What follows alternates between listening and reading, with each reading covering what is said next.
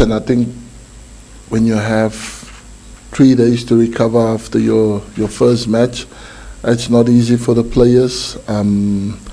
But we try and manage it the best possible way that we can.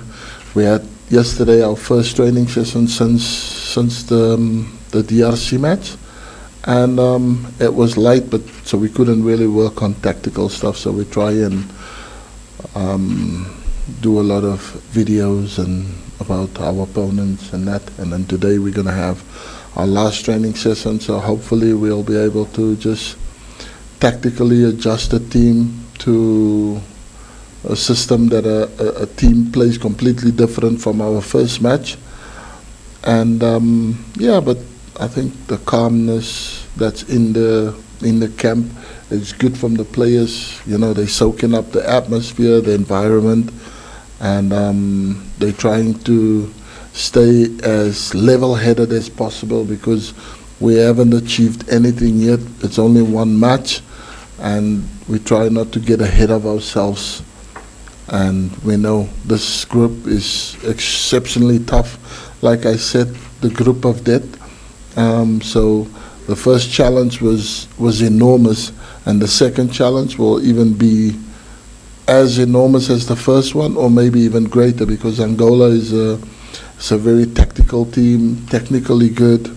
Their league is very strong, so they've got a lot of very potential, great talents coming through that wants to go abroad. So yeah, this is the perfect time for them to showcase it. So we know what we're going to be up against. But like I said, we like being the underdog, because it's nice to be underestimated, and then we can always surprise everybody on the day of the game. So we know we're going to be up against a team that's really good, irrespective of their first match, the result that they've got, but they're going to come against us with so much to prove, and hopefully the boys will be ready for the challenge and looking to try and surprise themselves.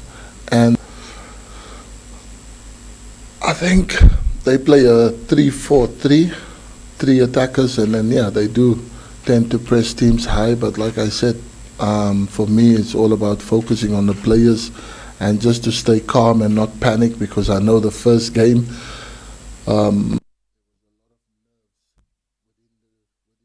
the starting 11 and the camp in itself, because it was the first time for many of them starting and playing in such a major tournament. So I think it's just to be calm, because we are very comfortable on the ball and we know our abilities. So yeah, as much as they want to press, maybe it will play in our favor, because like I said, we do work a lot of playing out from the back. So once we can beat the first press and then get in behind the front 3 and the midfield 4, and I think we'll find ourselves in decent situations. Then it's all about just the team being a little bit more clinical and using us beating their press to be more clinical in scoring goals, which the first match we did kind of, our executions wasn't as good, but the win was there. And I think against Angola, if we are more clinical and more secure with ourselves in front of goal, I think we can have a lot of joy, as good as a team that they are. But at the end of the day, we always focus on ourselves and what we do, and we try and do it the best that we possibly can, and then we leave it up to the opponents to sort the thing. I think we set our team up.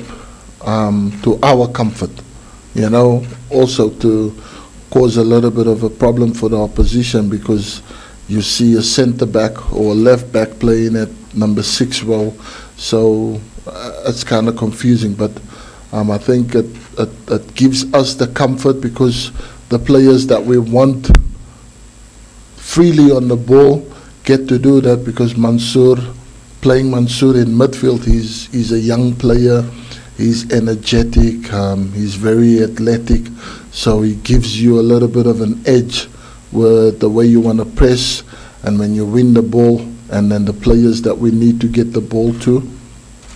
So yeah, that was basically it, and also the threat that DRC possesses, where they do prefer to go very long and direct straight into the big striker.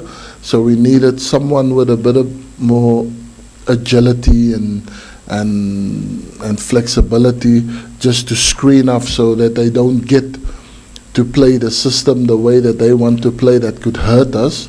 And if they change their style of play, which will suit us better. So, and that was the reason for all the changes. So tomorrow people just have to wait and see what we do.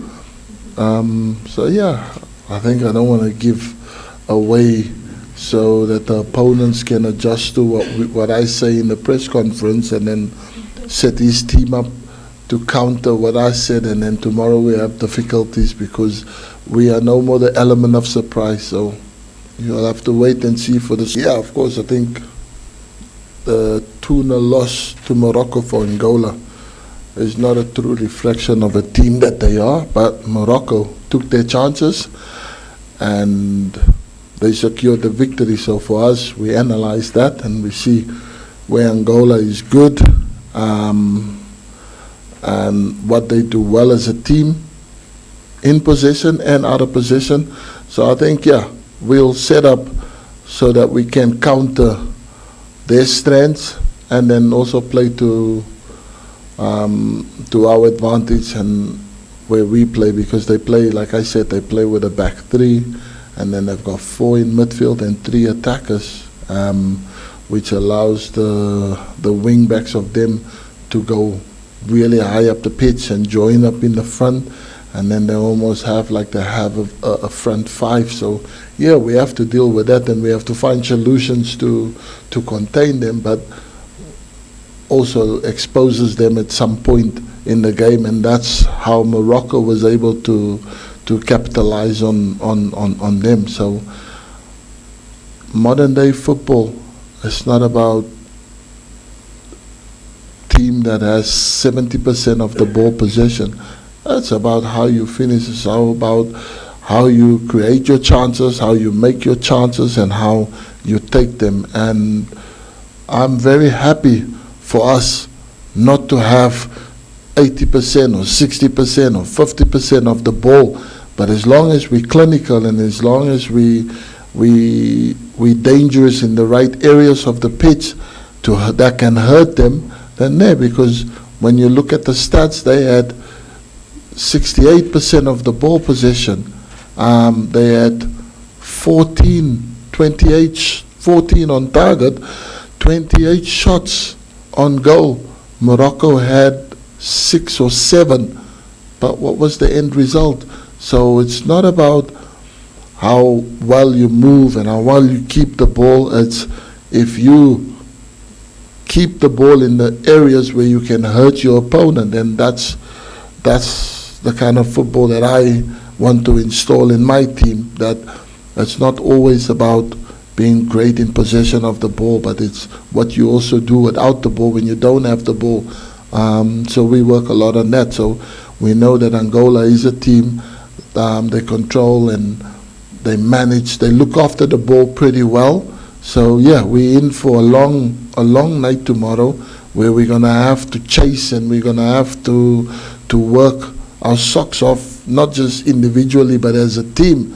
But when we do have our moments, we know where we can hurt them, where we can stick the knife in that will hurt, and hopefully it plans out for us the way we expect it to go. But we know it's going to be a really long, hard day in the office for us. And to your second question about you've not seen Kenya before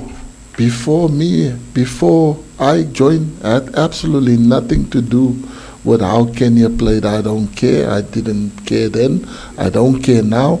All I care is what we do while I'm here. Before, you talk about before, a lot of wing plays. What did they win? How much did they win? So that's all. Calculated football for me, nothing. It's about how effective we can, and you play to the strengths of the players that we have in the team. If we don't have strengths playing on the wing, so I'm not going to force the team to play to the wing because it's not our strength. Our strength is to be compact. Our strength is to be unified. Our strength is to be hard to beat. Sometimes 1-0 wins you the game as much as a 10-0 wins you the game. The only difference is goals, but that's step by step. We want to get to where we want to get, and that is to be more complete, but it's never going to happen overnight. So if people want the old Kenya, they can keep on dreaming, because as long as I'm here, they'll play the way I want them to play, and the way I want them to play is to be hard to beat and to win matches. No matter how you win them until you get the recipe of getting it all together, and then you'll get your beautiful wing play football.